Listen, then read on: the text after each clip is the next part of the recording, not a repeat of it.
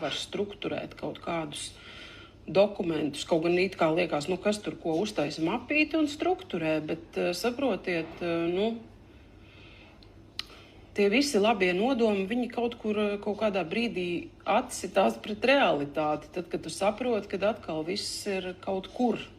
Viss ir kaut kur, un es tik tiešām nekad nezinu, kur man kādi dokumenti glabājās. Es zinu pa lielam to lauku, kurā vajadzētu būt. Es zinu, ka manā datorā ir, bet kurā tieši mapītē, es zinu, ka vajadzētu būt šajā, bet nav garantijas, ka tieši šajā mapītē būs.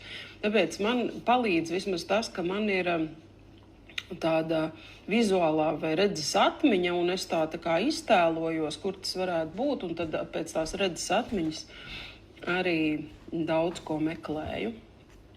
Tā man iet. Tik neemocionāls cilvēks, tā kā visu laiku viņi šitā viens otru bakstīja par to, kā viņi nepareizi redz pasauli.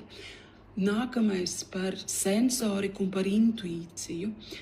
Tātad Kivičs sensorais tips, iešu, sitīšu, man ir jācīnās, visa pasaule ir kaujas lauks.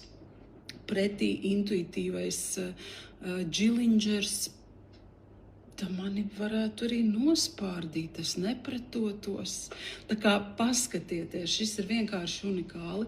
Man šķiet subjektīvās sajūtas, principā mēs viņas atslēgt nevaram, bet kas ir jāsaprot, ka lielākoties daudzi cilvēki to savu nākamo dzīves biedru ir izvēlējušies pēc kaut kādiem ārējiem parametriem. It īpaši, ja tā attiecību veidošana ir notikusi kaut kādā Tinderī, otra puse, Oho, vai kādas citas tās platformas ir, kur mēs iepazīstamies virtuāli.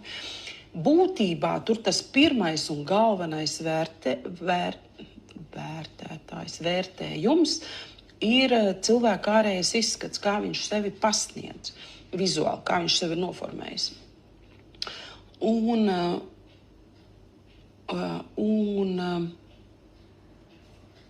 Ļoti grūti ir aiziet no tā standarta, kāds tev vienmēr ir paticis. Ja? Mums katram ir kaut kāds cilvēka šablons,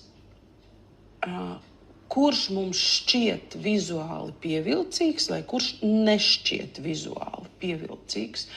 Un ir cilvēku kategorijas, uz kurām tu nepaskatīsies, tāpēc, ka viņš tev vienkārši vizuāli nešķiet pievilcīgs. Šim pārkāpt pāri ir baisi grūti. It īpaši vīriešiem. Vīriešiem ir kaut kāds savs standarts, kas tik nav dzirdēts, kas ir svarīgi, lai sievietē būtu vai nebūtu. Un, ziniet, meitenes, visbiežākā prasība no vīrieša puses ir, lai sieviete ir gari mati.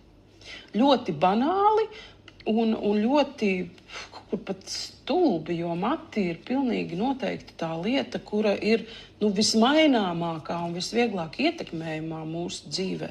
Viendien tev ir īsi, mati pēc pusgada tev jau viss ir kārtībā, tev jau tur lokas vijās, ja? Viss notiek. Tā kā šī prasība man liekas absolūti absurda un stulba, bet par cik es pati ar to esmu saskārusies, jo savas socioloģiskās karjeras sākumā es tā diezgan naivi domāju, ka būs iespējams cilvēkus tā kā arī savest kopā un iepazīstināt, bet es sapratu, ka tas ir vienkārši elles darbs. Tas ir elles darbs, tad mēs par attiecībām vairāk runāsim. Jo seks, protams, arī attiecās uz attiecībām, bet idejiski tā tad atbildīgais attiecībās par seksu ir sensorais tips. Tātad, ja jūs atceraties, kā pārī vajadzētu būt vienam intuitīvajam, vienam sensorajam, tāpēc, ka sensorais tips ir tas, kurš labāk izjūt ķermeni un viņam ir izteiktākas fizioloģiskās vajadzības. Tāpēc, piemēram, ja pārī ir divi intuitīvie tipi, tad tās attiecības tās taciņas ar laiku aizaug. tā interese par šo tēmu ar laiku pazūd, un bieži vien divi intuitīvie tipi dzīvo kopā kā brālis ar māsu. Tas šķiet pievilcīgi otrai pusei, un tāpēc šīs te īpašības, ja, tad racionalitāte un iracionalitāte ir tā, kas šķiet otrā cilvēkā pievilcīga, jo iracionālajiem atkal patīk tas, ka tas racionālais ir tāds organizēts cilvēks, ka viņš visu kontrolē, ka viņš skaidri zina, ko darīs, kur virzīsies, kādā virzienā. Ja. Tas otrai pusē šķiet pievilcīgi.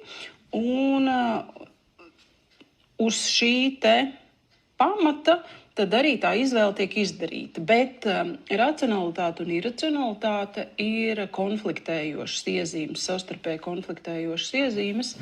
Un it kā liekas, pieņemsim, ja jūs paskatāties, tātad saderīgais ir tāds pats, ja? Tātad, ja es esmu iracionāls, tad mans saderīgais duālais tips būs arī tāds pats iracionāls kā es, vai arī, ja es esmu racionāls, tad saderīgais arī man būs racionāls.